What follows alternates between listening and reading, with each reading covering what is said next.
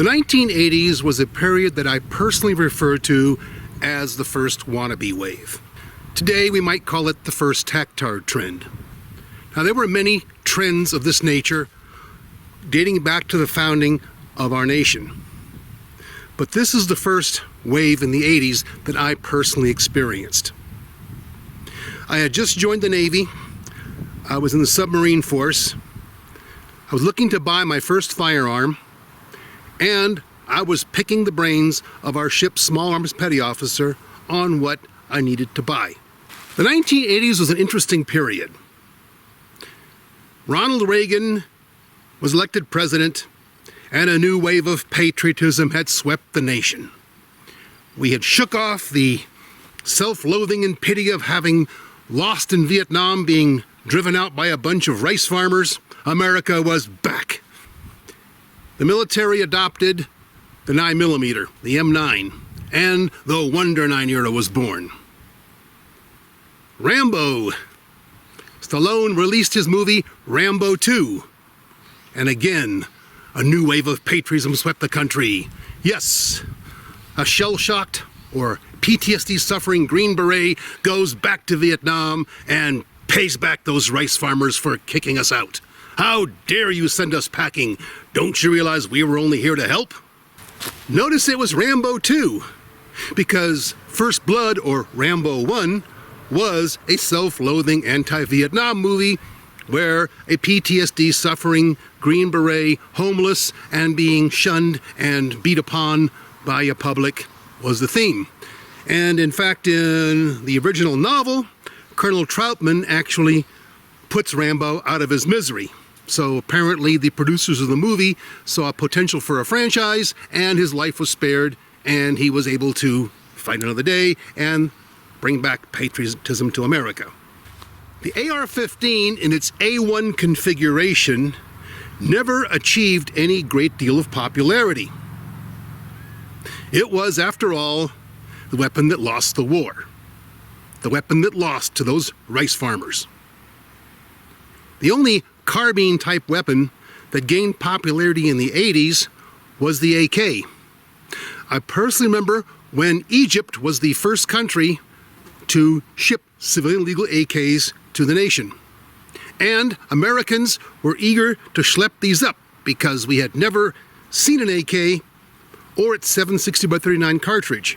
And Americans were eager to schlep them up, take them to the range, and put it through its paces and see what this weapon could really do, to see how this weapon sent us packing.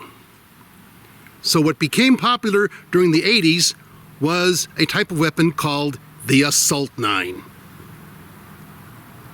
An 80s gun writer whose pen name was S.A. Numb Thumb, for Single Action Numb Thumb, wrote that there are three kinds of nines.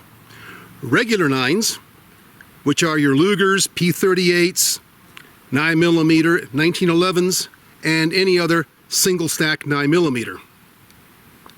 Wonder 9s, which at that time, double column magazine, double action trigger. And Assault 9s. Assault 9s were civilian legal submachine guns. The most popular being the Uzi, the MAC-10, Tech-9, and later the Mini Uzi. Chuck Norris, in his movie Invasion USA, codified the Assault 9 as the wonder weapon.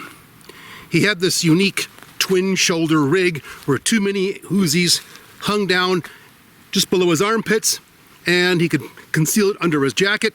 He could open up his jacket, simply grab them, and begin to hose off the enemy. This same shoulder rig made its debut also in RoboCop 2, where a gangbanger with the exact same rig hoses off and completely annihilates a SWAT team. This SWAT team just fell like dominoes to what appered to be a rate of fire and accuracy that is normally achieved only by a belt-fed crew-served weapon. Probably the grossest misrepresentation of the Assault 9 or machine pistol was in the miniseries The Holocaust. The Holocaust was a mini-series about the story of the family Weiss and how various family members of this Jewish family were rounded up by the Nazis and how they survived and or suffered in Nazi concentration camps.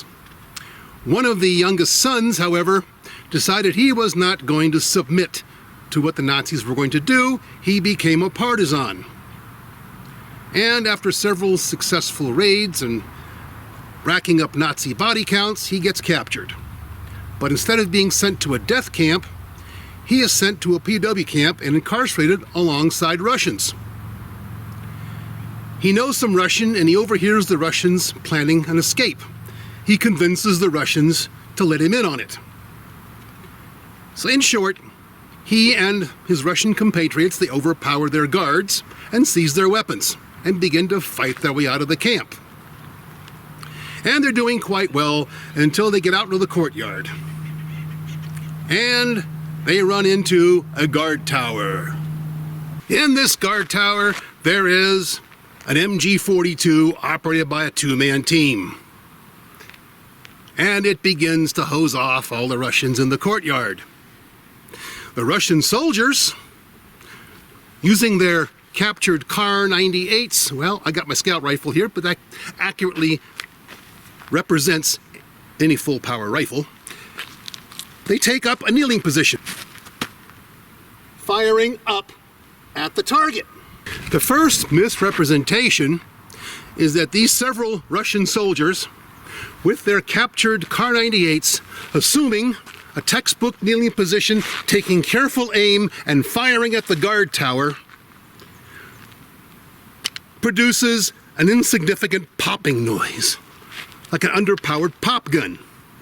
So here you have a Kar-98 in 7.92 Mauser, a full power rifle cartridge, being portrayed as an insignificant pop gun. The scene quickly shifts back to the guard tower. The German two-man crew, appearing to be unfazed by this rifle fire coming at them, quickly notice the Russians shooting at them, shift their gun over, and commence to mow them down like grass. Since I don't own an assault 9 or have access to any other kind of machine pistol, we will use this PC carbine to represent the machine pistol.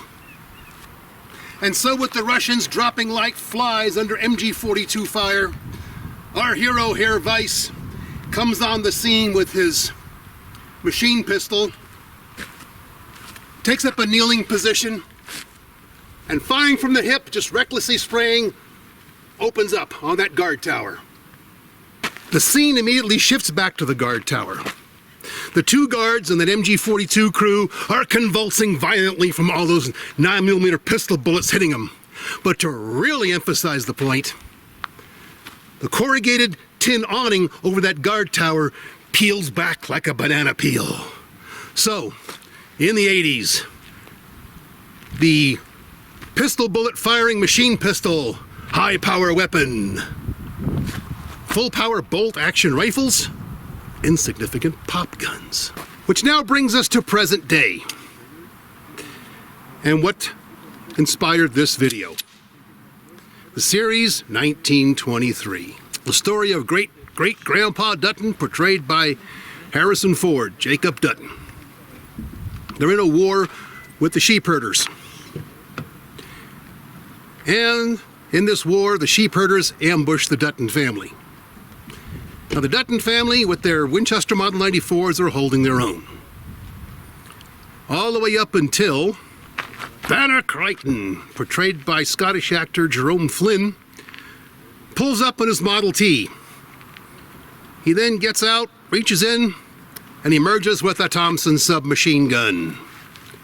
Now, I don't have access to any auto ordnance civilian legal counterpart, so to represent this machine gun, we're going to use a PC carbine, this one here in 40 Smith & Wesson.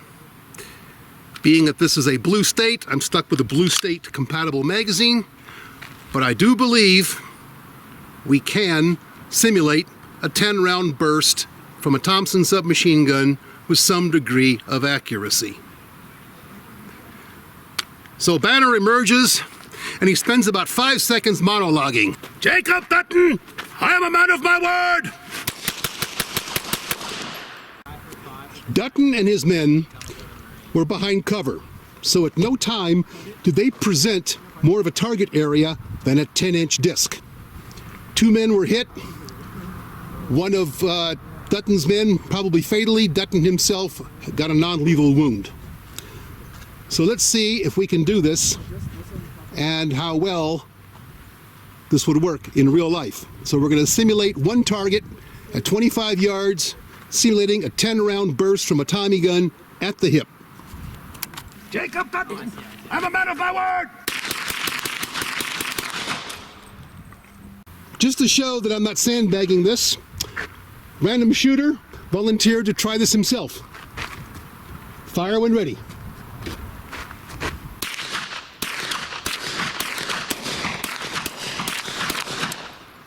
Clear.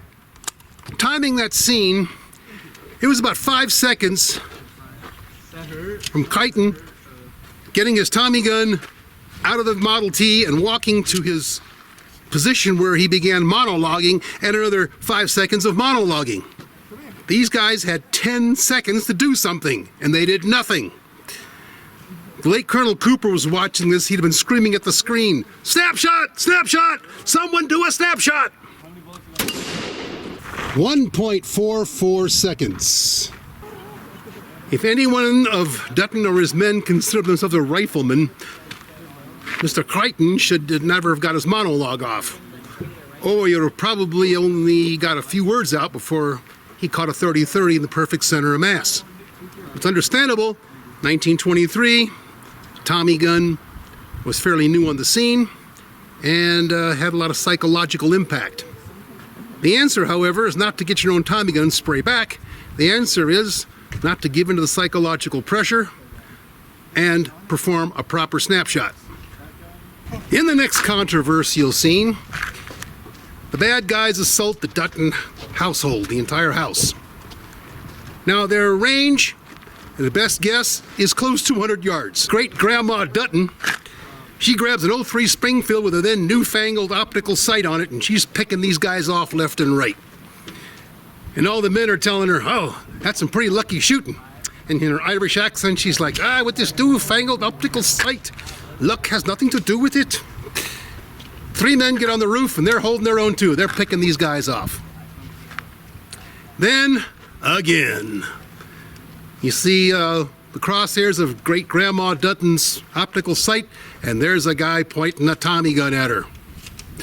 Now, in this case, about 100 yards away, he was firing from the shoulder, but it did not look like he was aiming. He was spraying from the shoulder, but it's 100 yards away.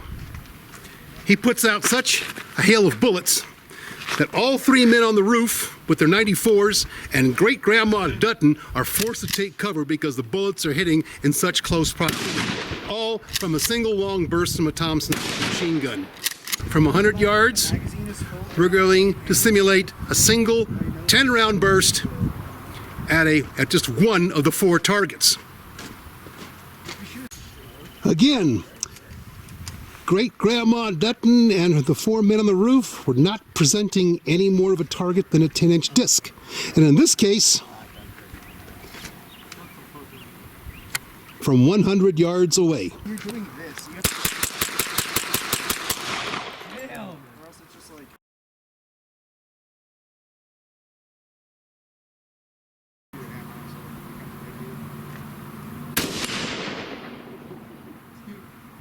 With the re-wondering of the Wonder 9, we have the return of the Assault 9 and the machine pistol or submachine gun. Once again, Hollywood is exaggerating the capabilities of the submachine gun, and, well, at least in 1923, they didn't really underplay the effectiveness of the full-power rifle. And rightfully so, you can say that what they demonstrated was more of a psychological impact than an actual physical or tactical impact.